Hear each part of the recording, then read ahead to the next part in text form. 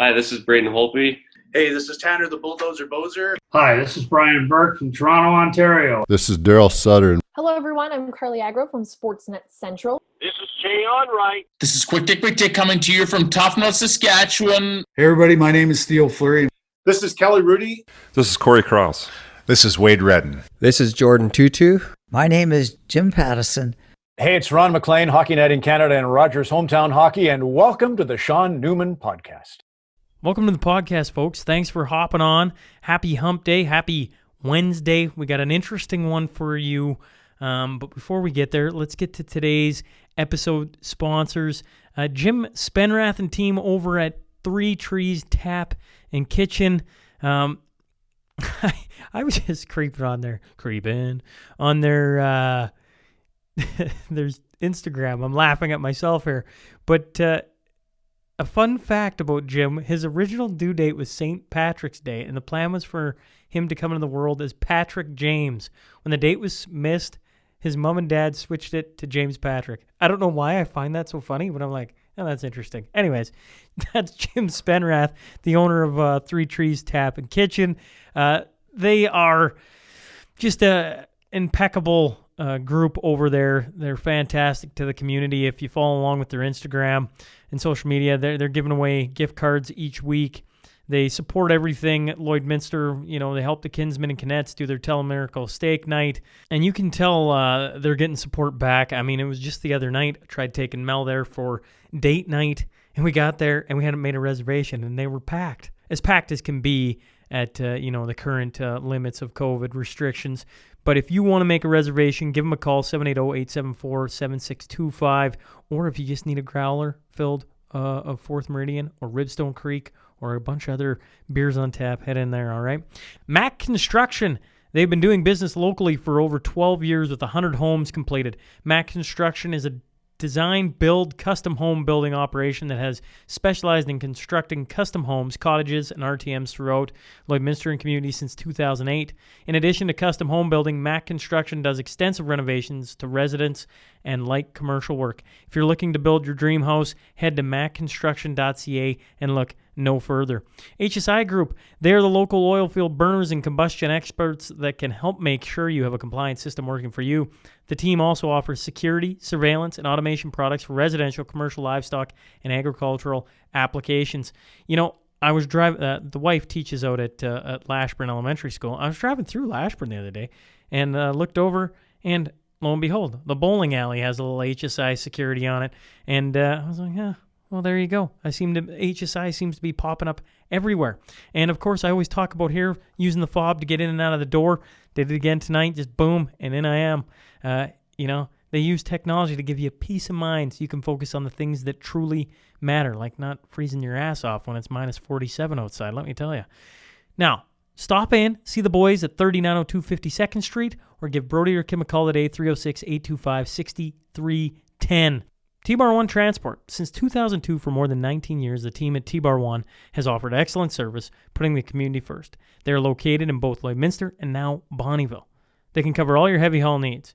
In their fleet, they have tank movers, 45-ton pickers, 1-tons, flat decks, Texas bed, winch trucks, and highway tractors. Currently, the boys are hauling two 2,000-barrel tanks from Wabasca to Shaunavon. For all your heavy haul needs, call the boys at T-Bar 1, 780-205-1709. Jen Gilbert and the team, for over 45 years, yes, 45, since 1976, the dedicated realtors of Coldwell Banker Cityside Realty have served Lloydminster and the surrounding area. They have star power, providing their clients with 7-day-a-week access. Service is a priority because they know big life decisions are not made during office hours. Amen to that. Did you know when it comes to rental properties, they are the biggest licensed residential property management company in the city of Lloydminster? They deal with over 250 rental units. We're talking houses, apartments, and condos. They do direct deposit, so get rid of the headache, all right? And for people looking for housing, they even offer month-to-month tenancies. They know home is truly where awesomeness happens. Coldwell Banker, Cityside Realty, for everything real estate, 24 hours a day, 7 days a week. Give them a call, 780-875-3343. Now, if you go into any of these businesses, make sure you let them know you heard about them from the podcast, all right? Now let's get on to that T-Bar 1 tale of the tape.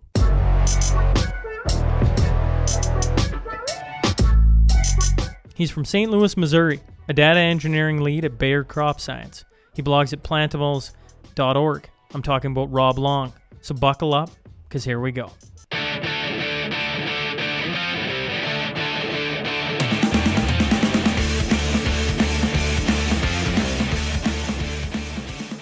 Well, welcome to the Sean Newman podcast. Today, I'm joined by Rob Long. So first off, thank you, sir, for hopping on. Yeah, right on. It's nice to be here. So you got to give me some background on you. You know, I've been doing a little bit of digging on your blog and listening to you and Vance, and but maybe you could give the listeners just kind of a little background on Rob before we get into anything.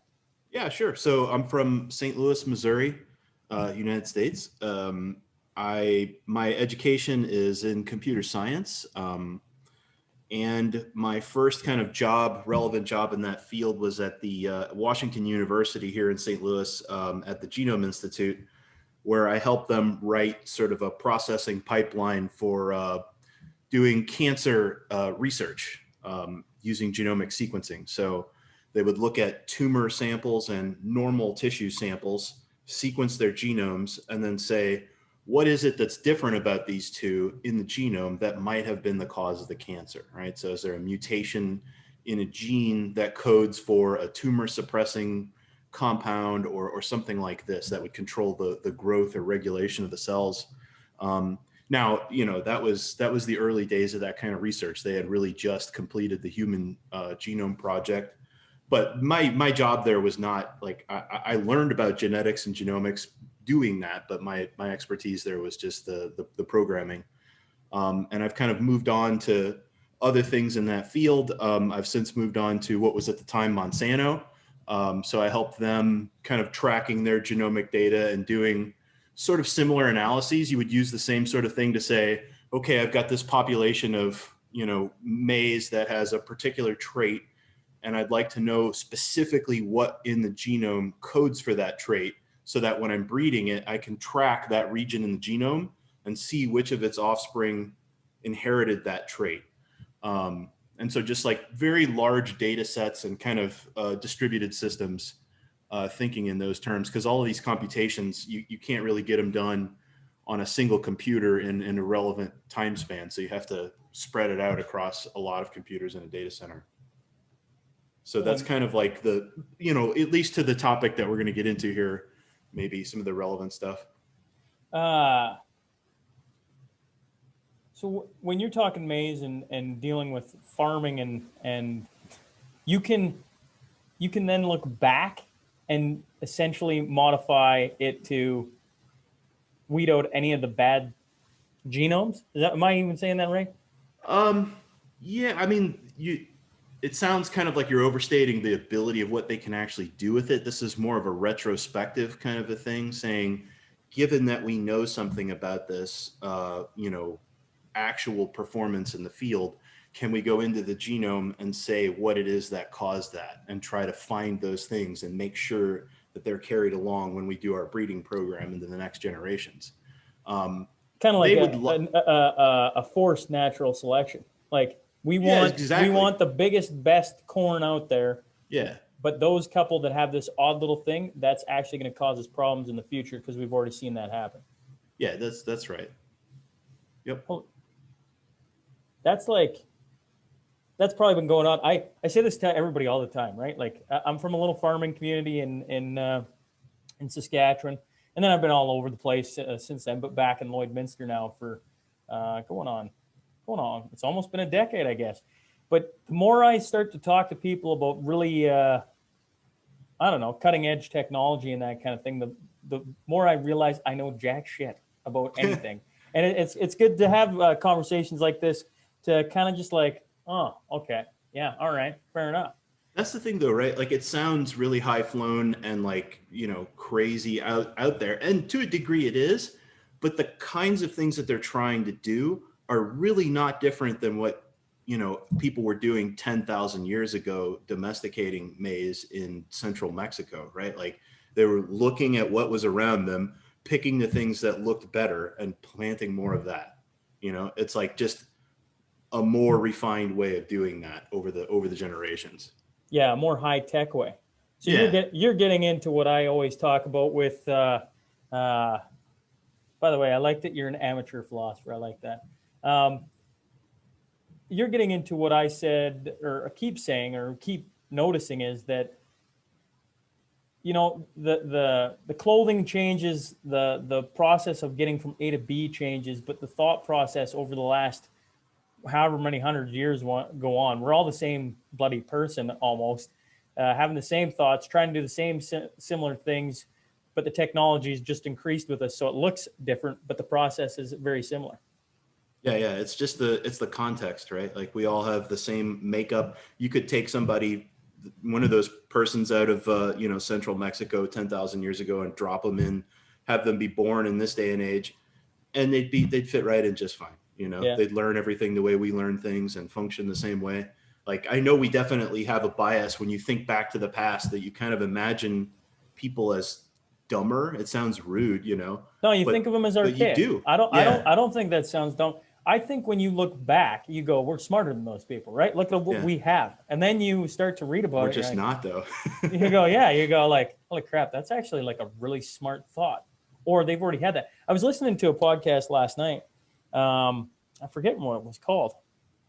But regardless, the theory is they were talking about looking into the past about things that can predict the future, essentially. And they were talking about AI. And that the first form of AI was back in the 1700s when a robot, it was a mechanical machine, played chess against the top chess guy in France. And what ended up happening as they went through is he lost to the top chess guy, but he had a world like tour kind of thing, this machine. And what ended up coming of it was there was actually a guy inside of it playing the chess, but it looked so, the illusion was there that they thought it was AI, artificial intelligence. And then they brought it all the way forward to, now this podcast was from a couple of years ago. They were talking about AI now on the internet and how it's actually all, and you probably know all about this, but how it's all humans doing the work. We just don't realize we're being data collected on it so that it can essentially perform and look like AI. Yeah, no, I think the thing you're talking about was the Mechanical Turk. Is that Mechanical what it was called? Turk? Yeah, Rob, you got her. Yeah. So that thing actually, there is a service that Amazon runs that's called the Mechanical Turk. And you can take these little micro jobs and say, is this a picture of, it's sort of like those CAPTCHA things that you have to do. Well, yeah, sometimes. everybody is this a knows picture of that, a motorcycle, that's right. whatever. Yeah. Stuff like that. And they're like, yeah, okay. And that's exactly what it is. So it's like this, what was previously what would you call this? An insuperable jump, right? Like these little tiny questions that they could break it down into, but just couldn't get past. Some person needed to look at it and answer the question. But since, I think in the last 5 years, certainly the last 2 years, they have jumped those. And now it is wholly different than what it was in the past. That's an interesting, I think there are some things that don't have precedent, right? There are some new ideas. There's just very, very few of them, right? Nuclear physics is a new thing. Quantum mechanics, that sort of stuff. There's not really an analog. You could say, well, there were big ideas about the universe in the past, but not exactly like this that had actual implications about what you would do. And to kind of wrap it all the way back around, I think that cryptography is potentially one of these as well. It's a new thing that you didn't exactly have in the past before we had computers and computer science. You couldn't do this stuff. Well, let's jump there then. Yeah. What is it about this cryptography that I don't know, is so new and it's going to work and everything else? Well, it's going to work is kind of a relative thing, but in terms of the actual, what's going on there, I'll try to zoom in to a piece of it and see where it takes us. So are you familiar with the concept of a function in mathematics?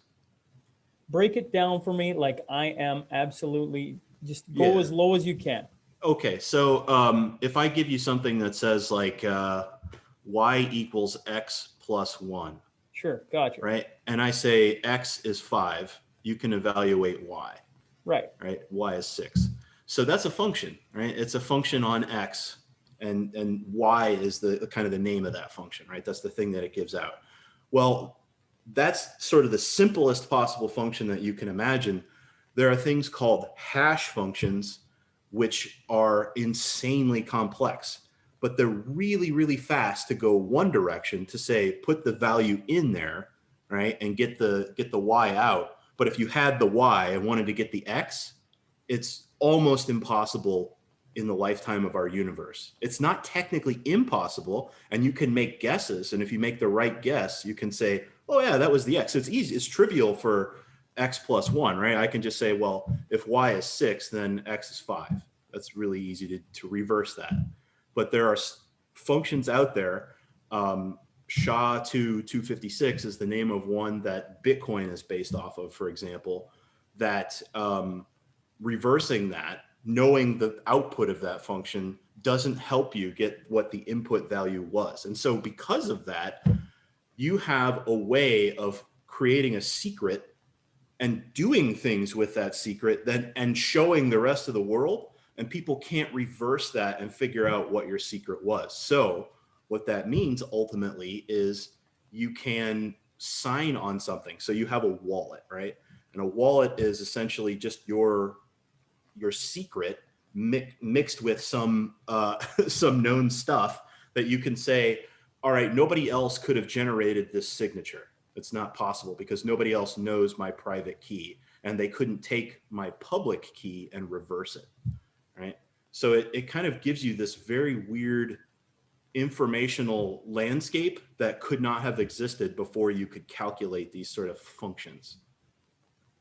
Now, yeah, we're way far out there, but No. Okay. So I get that it's complex. I get that it's like the fact that it's as popular as it is right now.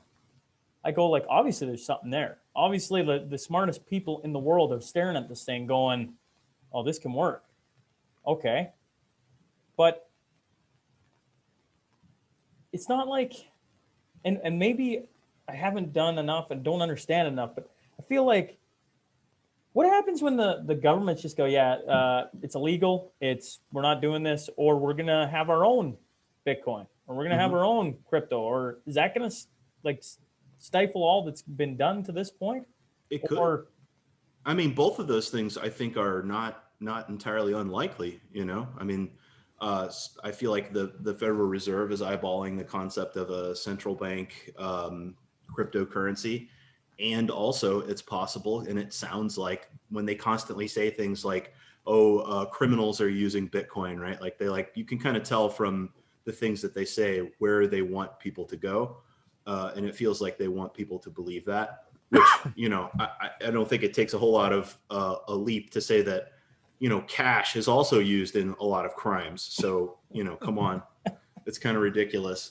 But yeah, there's nothing stopping, like the real world still exists. Somebody can come to your house with a gun and say, give me your private key. And then they got it, right? Like if you give it to them. So it's just kind of an elaborate bit of technology that goes on top of all of this, but the real world still rules over it all, you know? yeah, true. But like what is it now? What's a Bitcoin now worth? 60? It's in that neighborhood. It seems like it's bouncing around between 55 and 60 in the last few weeks. Like, doesn't that hurt your brain a bit? Yeah. I mean, I've been following it since 2013. Did you get in? I'll say that I've made some good decisions, you know? Oh, right on. Well, good for you. Yeah. And like I remember having these conversations. Like I used to talk to Vance about this stuff all the time back in the day there. And we kind of went around and were this like barnstorming, you know, talking to different groups about Bitcoin and what's going on and all that, spreading the word. And yeah, you could have bought it for $100 pop back then, which is just insane when you think about it. Well, yes. I mean, even if you could have got in at $1,000, you'd be laughing, right? Yeah. I guess I struggle with the Bitcoin thing. Like it makes sense to me, right? It's just a different form of currency, right? And it just has extreme value. But is it going to be mass scaled? Like, because now there's like Bitcoin, I don't know, Yeah, there's there's a like ton of 50 of stuff. them now. No, there's probably more than that. There's probably 1,000 of them, 10,000. There's tens or hundreds of thousands of them, and there's no cost to duplicating them, right? You can you just change the name and make a new one, right? The thing that matters is the network of people who are using it, and that's where Bitcoin dominates, right? So you have a lot more. I mean, there are competitors. Don't get me wrong. I'm not saying that everything else is irrelevant. There's a lot of interesting stuff out there, Ethereum and other things, but Bitcoin definitely dominates, and I think it can be a mass adopted currency. It's just not going to be something that is used for like buying a stick of gum or something. It's not going to be transactional. It's this whole store of value concept, and that's because the rate limit on transactions, right? Like, I don't know. What's the store of value? What is that? Store of value, it's like kind of the use that you would use gold for, right? Like you buy it and you put it away, and it's sitting there, and it's meant for long-term savings, essentially, or just holding purchasing power over time, which is really why Bitcoin has any value at all, right? People look at it and they say, well, I know that they're never going to make more than 21 million Bitcoin ever, right? And we can't really say the same thing about at least the US dollar, right? Like they've made massive amounts of it in the last few years, and everybody's kind of like, well, we see where this is going. I mean, they're never going to be able to stop this stimulus stuff, so it's just going to kind of keep rolling. And so holding dollars is like, the analogy that's been used is like sitting on a giant ice cube. You're just you should convert it into some sort of wealth or some other thing that will hold value, otherwise it just melts away underneath you, the purchasing power of it. How are things in the States while we're on this or on the stimulus? Because I mean, Yeah, all governments right now are printing money like it. I get the gold. That's why gold has been something that has lasted a long time, right? Holds its value, and it's not like you can just go print more gold. I mean, you can mine it, but that's costly. but you right? got to spend a lot of energy to do That's that. right. Yeah. That's right. And so and when you bring that back to the Bitcoin, that makes complete sense. Actually, it makes complete sense. I just think you're one solar flare away from see ya, right? And now it disappears. No, that's the thing, right? Like if I think things are fine right now. I don't there's not like pandemonium chaos in the streets, some places there is chaos in the streets, but I don't think it's very widespread actually. I do think that in general, crime is a lot worse over the last year than it has been, and like it's harder to get some things. But I think relative to everywhere else in the world, I have no complaint. I've not been anywhere else in the world in the last year, but I would love to, but not. None of us have been anywhere, Rob, in the last year. Yeah, exactly. So, but I think things are fine. But if civilization has some kind of hiccup and it's the lights go out for a couple of years or something, yeah, Bitcoin can't work in that world, right? It needs to have a network and readily available power supplies. The thing of it is if there is anywhere where that is online, they will be able to kind of keep things going the way it works, right? Everyone who runs a Bitcoin node has a full copy of the entire network of all the transactions that have ever happened and ever will happen.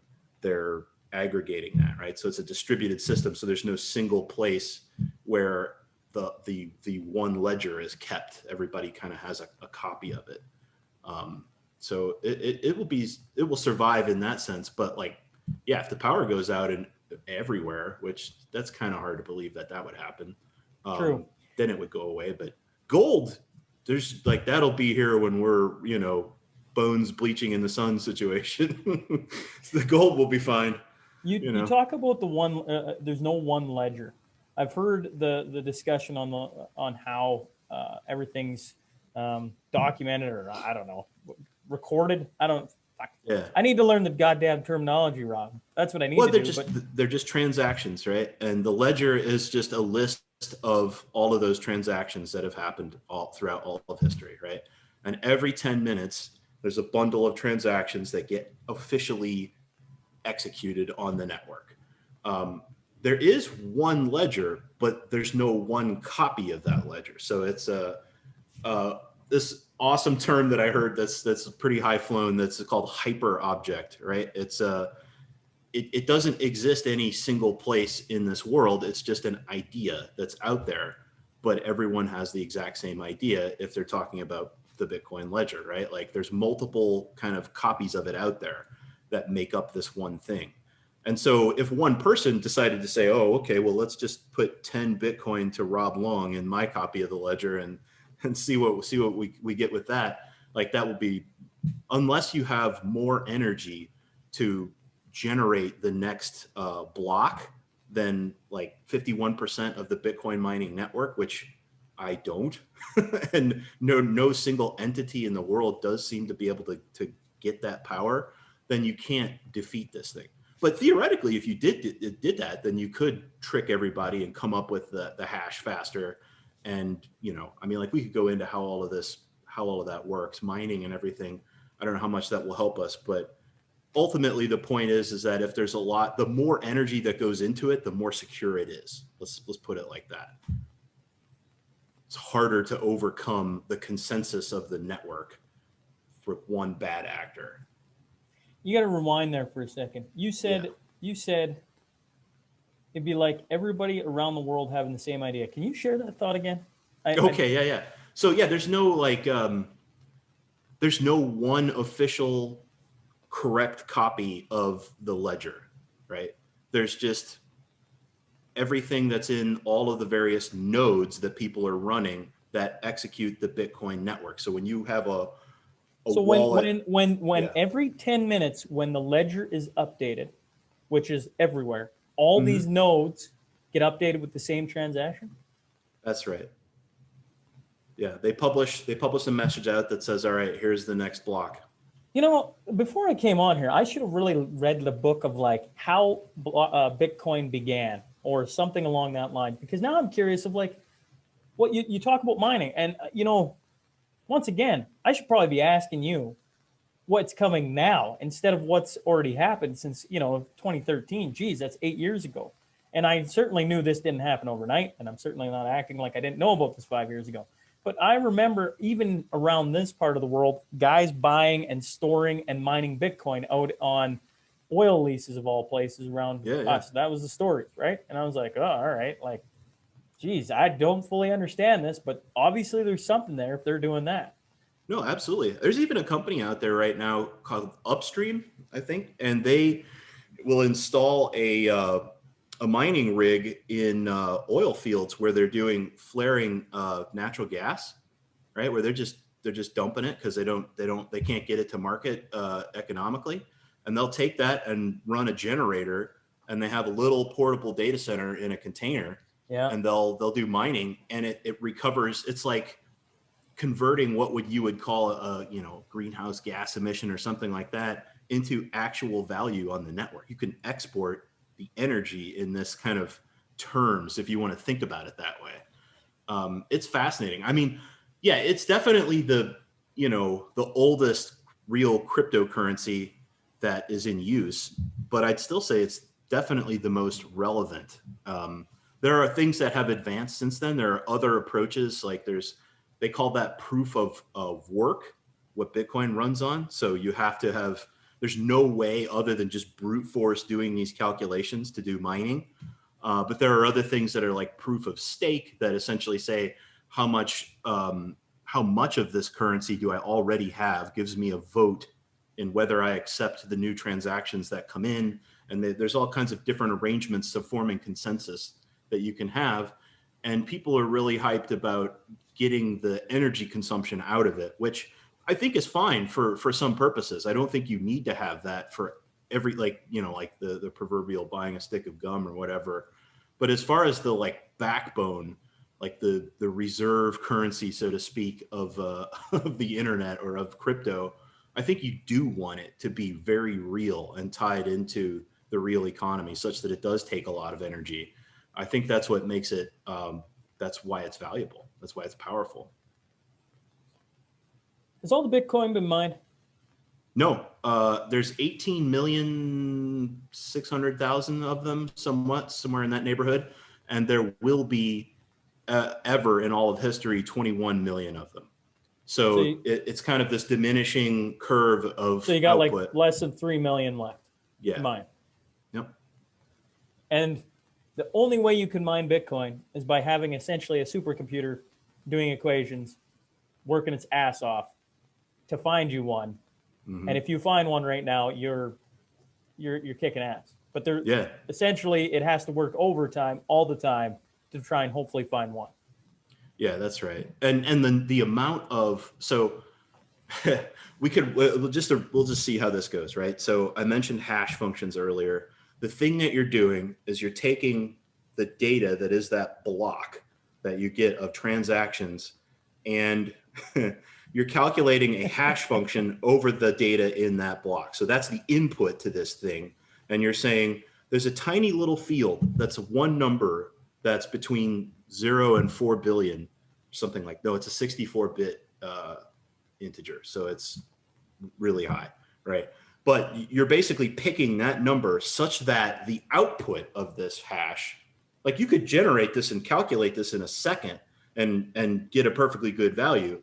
But the Bitcoin network says there should be a leading number of zeros in this output that it gives you, just arbitrarily, right? It's just like, all right, we want there to be 10 zeros at the beginning of this number. So just see if you can find an input and move it around such that you get 10 zeros, right? And there's no way to predict. You can change one bit in that input and get a totally different output. So you can't like zoom in on it and try to find where the answer is. You just have to try random numbers over and over and over and over and over again out of the, quintillions or whatever possibilities. Who's the guy who came up with this? We don't know his name. He's called Satoshi Nakamoto.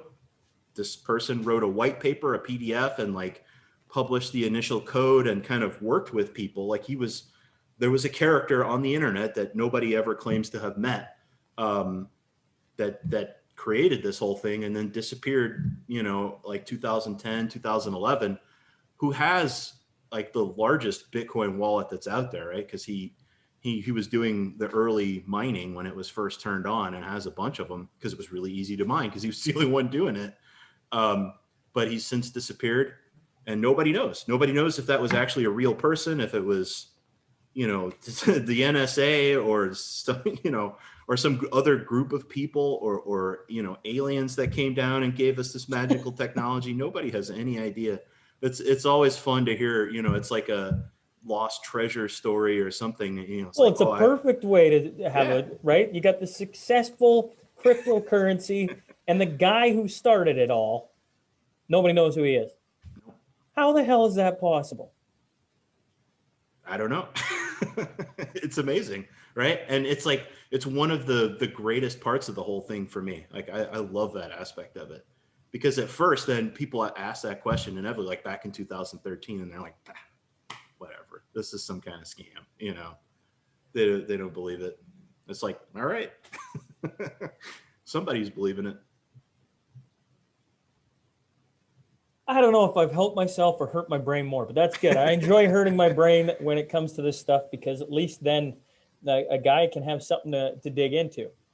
What is it? A big thing right now is these NFTs. Mm-hmm. Once again, I struggle with it because I watch it and I go like, yeah. How well, and maybe I should do this. I should back up a second. Maybe if you don't mind, would you mind explaining what NFTs are for the listeners? Because I assume they're like me and we're slow to pick up on a lot of different things. We're fast on certain things, but when it comes to stuff like this, I'm a little lagging behind. Yeah, sure. So an NFT stands for non-fungible token, and fungibility is kind of the thing that makes something a commodity, right? So if I have, a $5 bill it's just as good as any other $5 bill. It doesn't matter which one I have. So that's fungible. Non-fungible implies that it has a uniqueness to it that matters in some way. And in this case, the uniqueness is tying it to some kind of data, right? Now that could be a file that it is claimed that you own, or some real property somewhere, but the data points to that property and kind of indicates what that is. That stuff is not very common yet. Right now, the way most people are using these things is as a ownership, like a contract that you own a piece of digital art or some other digital asset, right?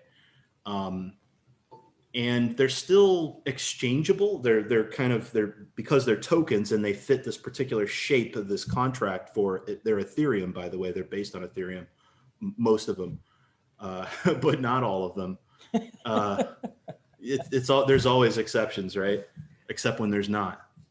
But so you can still trade them and move them around in these networks, and you could store an NFT in a wallet, but it is tied to something outside of itself, and it is not exchangeable.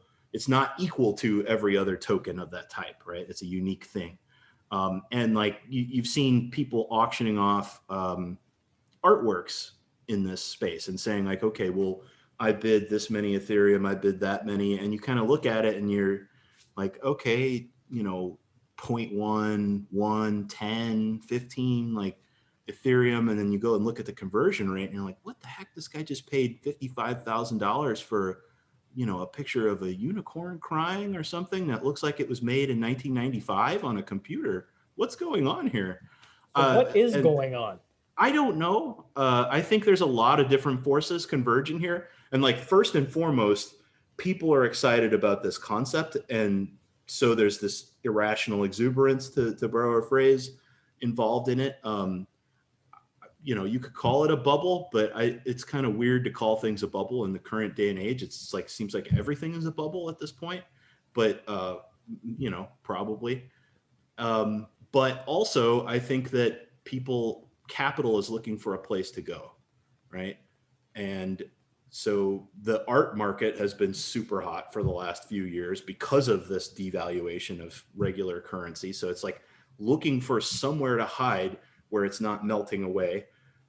People are trying to collect stuff in this space. And I think there's a whole generation of people that made a lot of money and are very wealthy right now because of the crypto boom, right? Like, so people are cashing out their Bitcoin or just trying to, they're millionaires, right? And they're like, yeah, whatever, I can bid this much money on this thing here, and why not? What fun, like I remember whatever, this artist back in the day or something. Like, I think a lot of this is stuff that is generational too. So younger people see the style of artwork and the kind of some of the themes, and it makes more sense to them than it does to me.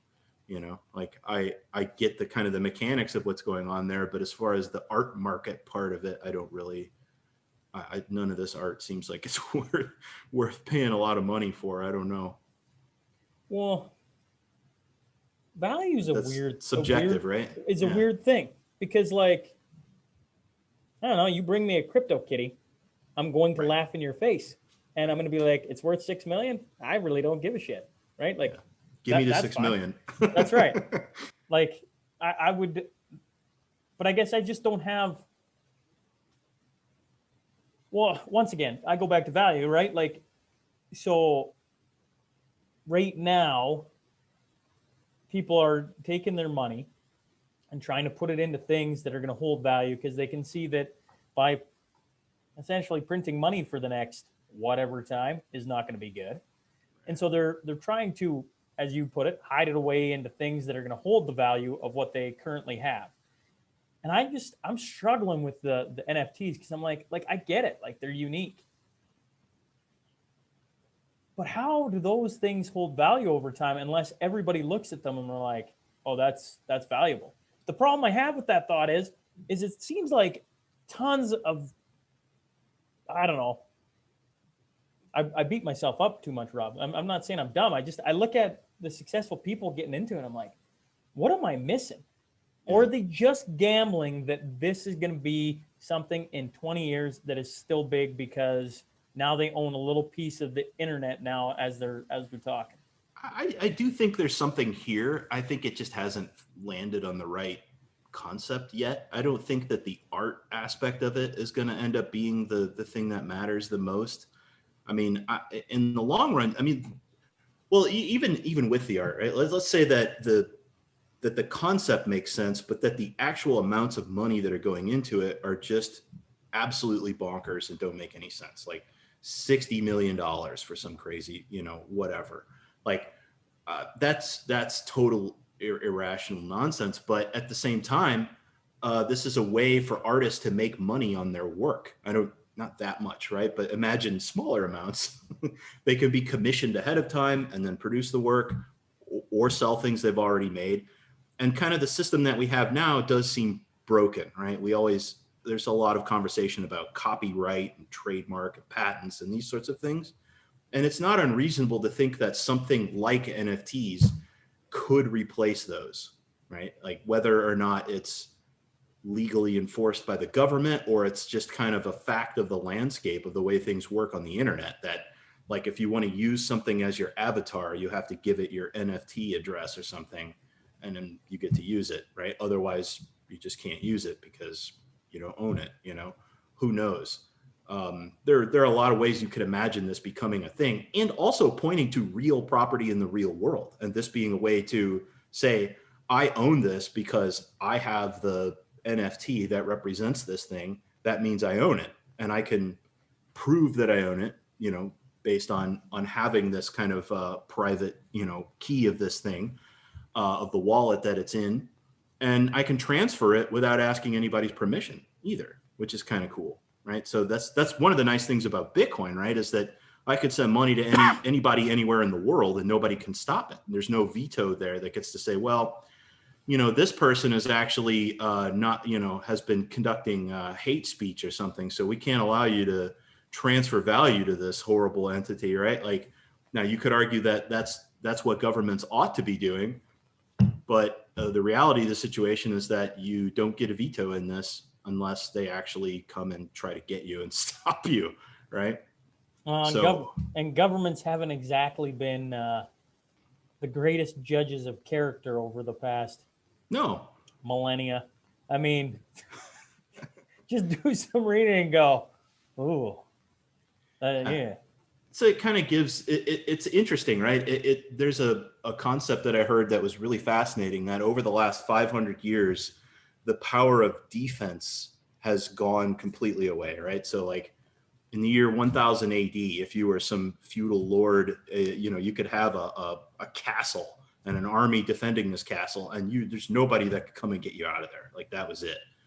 But then you have the invention of gunpowder and metallurgy and cannons and all of this technology that has come in the last 500 to 1,000 years has up to tanks and aircraft and nuclear bombs, and now there's no defense.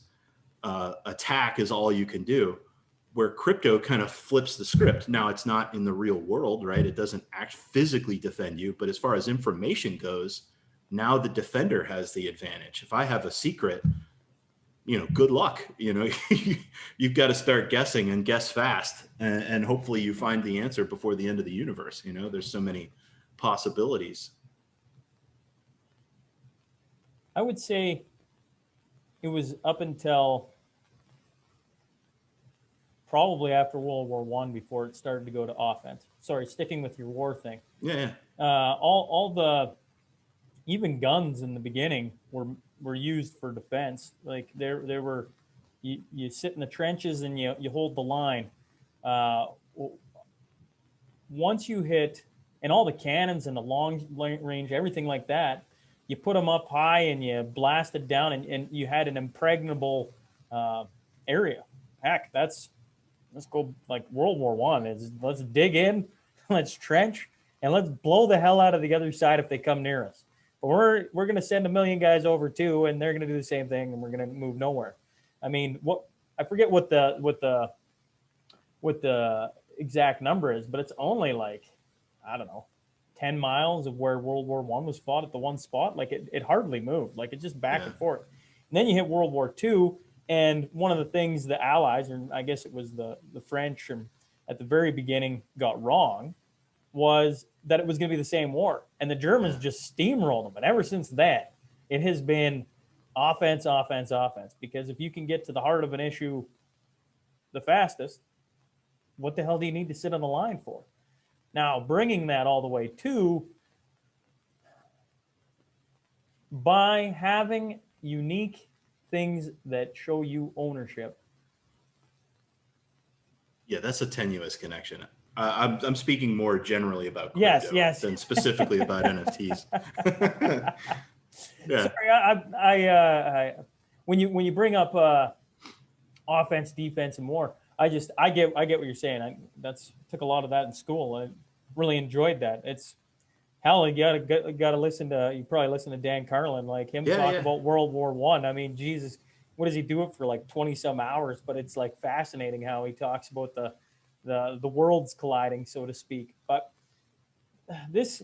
everything online, you keep saying the real world versus, like, I don't know this, but this is becoming more real world every day. And actually, when you're talking about the real world, I start laughing because I did Vance's book club for the first time, right? Mm-hmm. I couldn't get the smile off my face the entire time. I was like, this is the most strange night I think I've ever had. I'm enjoying myself. I feel like I'm a kid, like I'm at a high school party for the first time, and I'm like, I don't know what I'm supposed to do. Like, what do I do with my hands? I mean, I don't know. I just kind of sit here, right? I'll melt into the corner.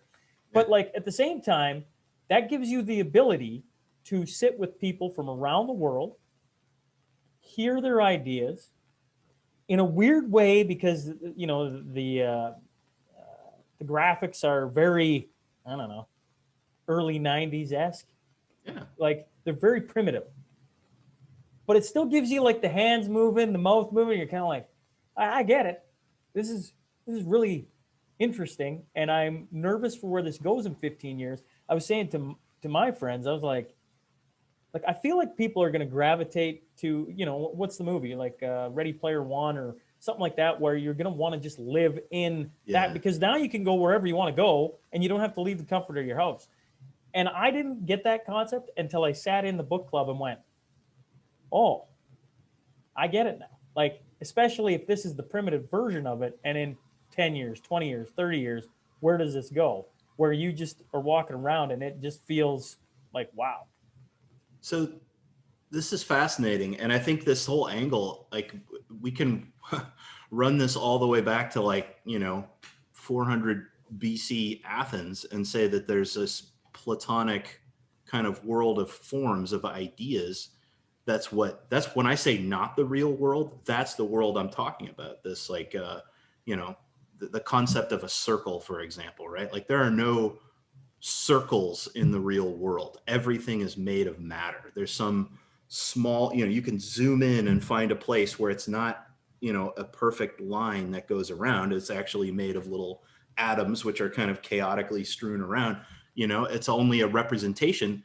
And the place where the circle exists as an idea in our minds, and that's it. And if there were no minds to hold that idea, it would be extinguished. It would be gone, right? Like if there were no people on the earth, there would still be gold here, right? But Bitcoin would be, but the gold would be pretty meaningless, right? It would just be this yellow metal that was sitting around in various places and mixed in with other things.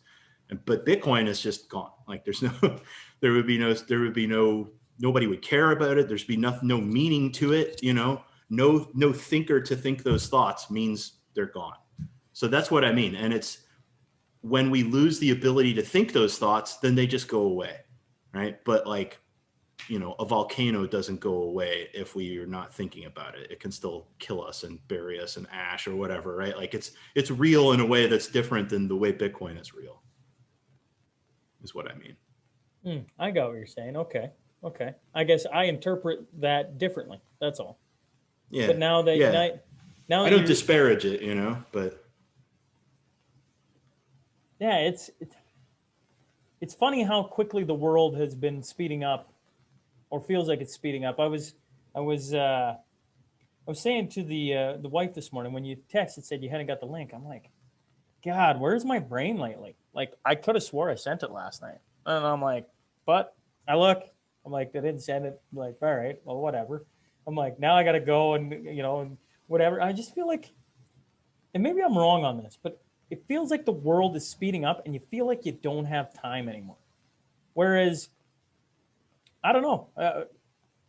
Whether it's the invention of the cell phone, internet, whatever, there was a time, or maybe it's just responsibilities. Maybe that's what it is. I don't know, Rob. You got kids? Yeah. How Yeah, many I got kids two you kids. got? Two kids? Two. I got 6 and 4. Do you ever just have days where you're like, where the fuck is my head right now? Yeah, absolutely. I mean, you're kind of that's your attention is in a blender, right? Like if you're like, oh, they're going and playing, I think I'll read for a few minutes. It's like literally the moment that you crack the book. That's when daddy, which is fine. That's kind of the point, is that's to me at least they're the first priority, but definitely it does impact your ability to do to like go deep on things. And the way I am. A computer programmer, I think there's a lot of these personalities in this field where if you sit me down in front of the problem, like I'm not going to get up for hours and hours until I'm, way far into solving this thing. Deep focus, let's say, and not wanting to talk to people or be talked to while while thinking about things. And to me, then like parceling out your attention into little bitty blocks, which happens for a lot of reasons, not just kids. I mean, it can also be that you're looking at your phone, looking at Twitter, looking at whatever else that's going on there. And it just kind of pulls you in all these different directions. And it's like, you don't have any time to have deep thoughts, so there's less that your mind is going to remember. It all just kind of feels like a surface level stuff going on. Whereas I think when you have larger blocks of time, yeah, you kind of form more meaningful thoughts that you can remember later on. And it doesn't feel like just a, Groundhog Day going over and over again. It's funny. I when you say that, I interview every Sunday. I interview, I work with the Lloydminster Archives. So I go around and I interview, we've been getting a little bit younger here in the last month or two, but essentially anyone 60 plus. And for the very beginning, it was like 80 plus.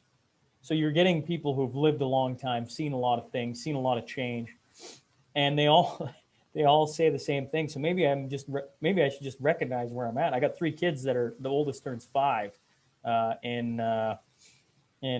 less than a month in April.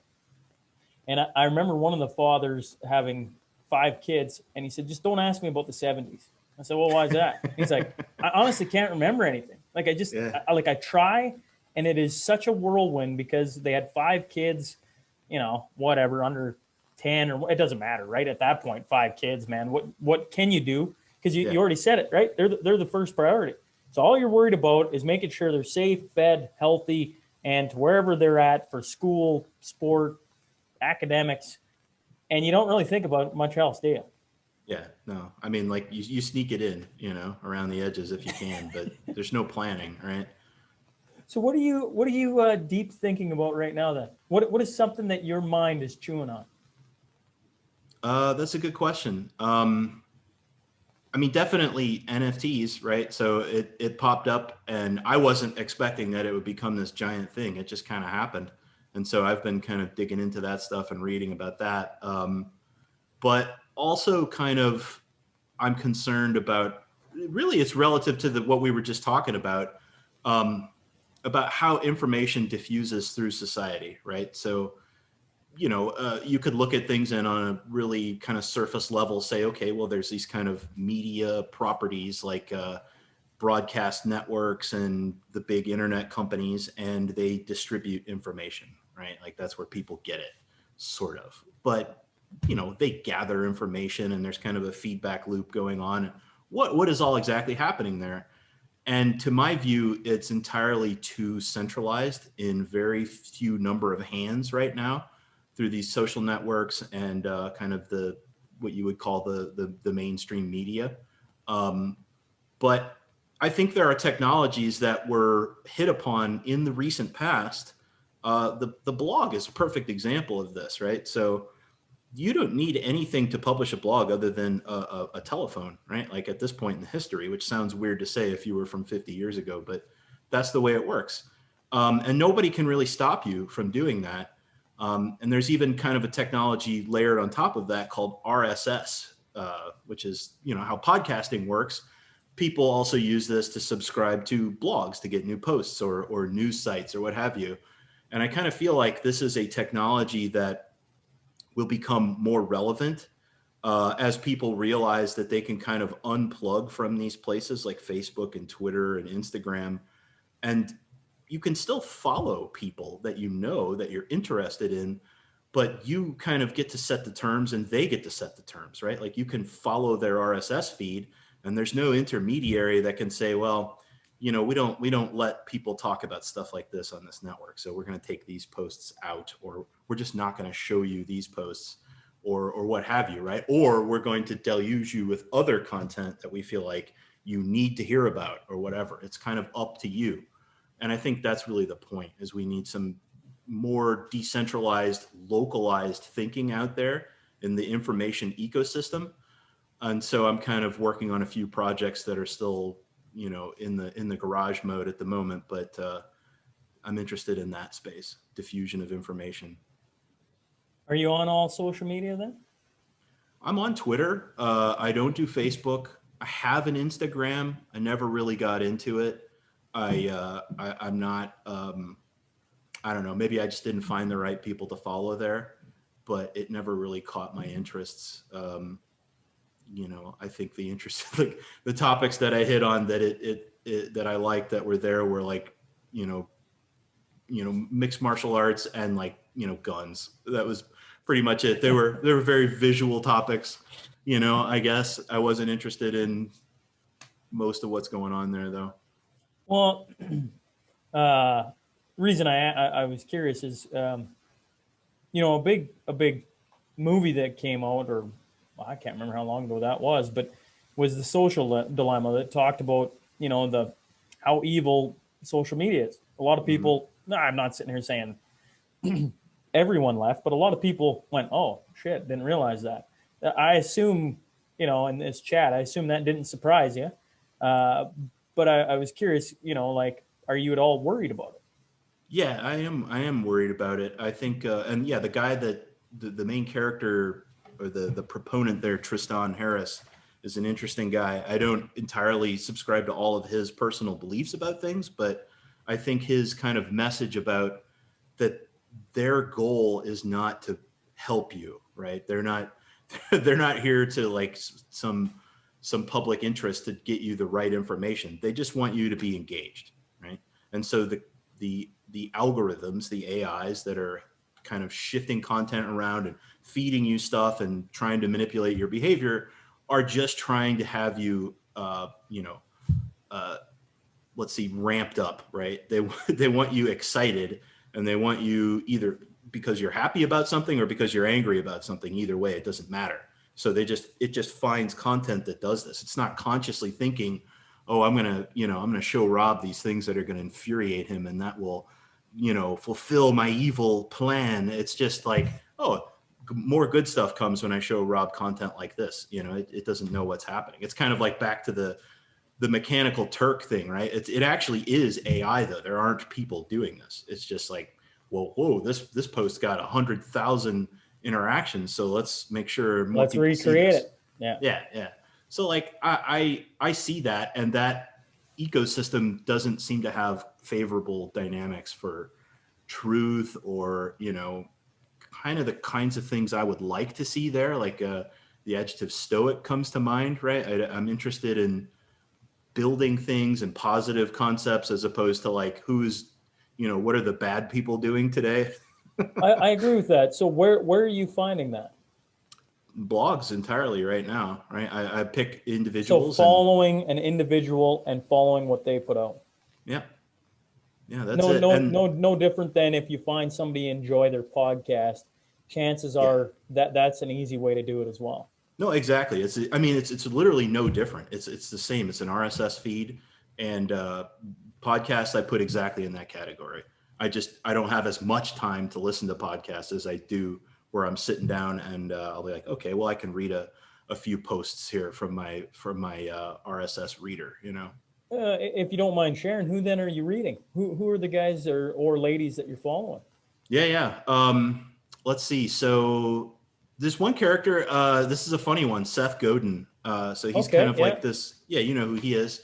He wrote Tribes, a bunch of other stuff. He wrote like, frick, he's got like 12 books. Yeah. Yeah. He's prolific, and he has a little chunk of something every single day. His blog is that good? It's interesting to me, right? I do not share his kind of like angle on politics and things, but I trust that he's an honorable person that I'm interested in what he thinks about. I don't think he's like just BSing me all the time. I feel like he's an authentic, right? Let's put it like that. When he says something, I believe that he means what he says, and I want to understand what he's saying. Not because I think he's inherently correct or something, but it's kind of a way that I can consciously go outside of my bubble, right? Like Twitter would never figure out that I should be listening to Seth Godin. They don't know that about me, right? Like there's no way. But to me, it's fascinating because he has lots of cultural references. He's kind of like, and I can like if he says something I don't agree with, I can still be like, okay, but I can see why people would think that, you know? Okay. So to me, that's really valuable. And a lot of things that are focused in on different fields, you know, like the Go programming language or distributed computing or, you know, philosophy, stuff like this, just kind of field specific things that you can zoom deep in on. Well, with the Seth Godin, I think too many people get stuck in their bubble, right? Like where they don't want to. I got to be honest, having you on, Rob, I was going, I don't know if I'm going, I don't know where this is going to go, right? Like I have no idea, right? Yeah. And if it was up to Facebook, Twitter, Instagram, whatever else, all they'd feed me is hockey. And I mean, you can see it on the wall. You can see it in my face. I'm a hockey guy. I love hockey. But man, there's so much more to people than just one aspect, right? Yeah. No, absolutely. And like you can make your choice here and not rely, like, because if everybody has the same injected uniqueness, right? Like if Twitter, somebody there was like, you know what, Seth Godin is the right way to mix things up for people that we put over on this part of the spectrum. Let's show them all this guy, right? Like I want everybody to find their own unique outlet that speaks to them, and then we'll all see what compare, you know? Well, and the other thing I think people is like, I think the arguments I've had in the last little bit is that I like Jordan Peterson, right? I really enjoy Jordan Peterson. In saying that, I don't agree with everything he says. I don't think you have to follow somebody and they're infallible, like where they're just like, they do no wrong.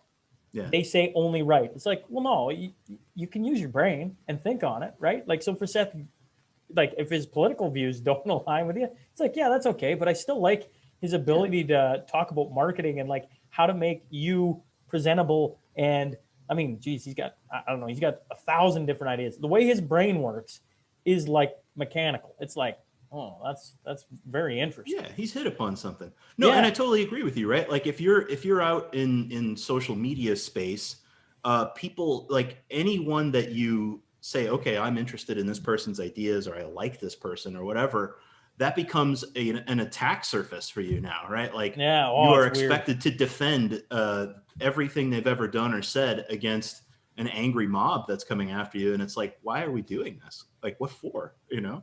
Well, how ridiculous. To me, it seems odd that that we go like, man, you dig into anyone's history or any society's history or any government's history, you're going to find some bad shit, right? Like that. I mean, just go back and look 10 years ago, go back like 100 years ago, and just keep doing that. The times have changed so much, and people grow. I mean, that's what we're trying to do, right? As an adult, as a young person, you're trying to learn and grow and get better, right? I mean, geez, look at your little kids don't understand. Like, you can't punch somebody in the face. Well, why can't I do that, right? You got to learn that. Yeah. And as adults, we just keep oh, I'm on. Oh, okay. Well, let's take that as a learning lesson instead of just piling on them. But then again, as I keep watching, we're just watching the documentary last night on the scandal with the colleges and bribing people to get in, Oh, and yeah. that one, I'm like, oh man, I looked over to the wife. I said, never will I ever do something so irrational of where you're just throwing money to get your kid into Harvard or Stanford or wherever else. For what? Well, exactly. For the name. They went to Harvard, Rob. They went to Harvard. It's like, great. Yeah, congratulations. But I've kept you for an hour, and I appreciate you coming on and entertaining my brain for an hour. I do appreciate it. Yeah, it was nice to meet you. Thanks for inviting me on. Yeah, cool. Well, have a great day. All right, you too. Hey, folks, thanks for joining us today. If you just stumbled on the show, please click subscribe. Then scroll to the bottom and rate and leave a review. I promise it helps. Remember, every Monday and Wednesday, we will have a new guest sitting down to share their story. The Sean Newman Podcast is available for free on Apple, Spotify, YouTube, and wherever else you get your podcast fix. Until next time.